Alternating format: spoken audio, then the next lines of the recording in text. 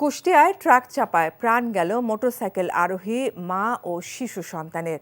আহত বাবাকে গুরুতর অবস্থায় হাসপাতালে ভর্তি করা হয়েছে। ঈদের ছুটিতে বগুড়া থেকে কুষ্টিয়া যাচ্ছিল পরিবারটি। পুলিশ জানায়, আব্দুল কাদের বগুড়ার একটি বেসরকারি প্রতিষ্ঠানে চাকরি করেন। ঈদের ছুটিতে শিশু সন্তান স্ত্রীকে নিয়ে মোটরসাইকেলে করে নিজ গ্রাম কুষ্টিয়া যাচ্ছিলেন। সকালে কুষ্টিয়া শহরে প্রবেশমুখ ত্রিমোহনী মোড়ে আসলে একটি ট্রাক মোটরসাইকেলকে ধাক্কা দেয়। এতে তিনজনই সড়কে ছিটকে পড়েন। এ সময় পেছন থেকে আসা একটি বালু বোঝাই ট্রাক তাদের চাপা দিলে ঘটনাস্থলে কাদেরের স্ত্রী ইতি খাতুন ও 2.5 বছরের শিশু আহনাফ মারা যায়।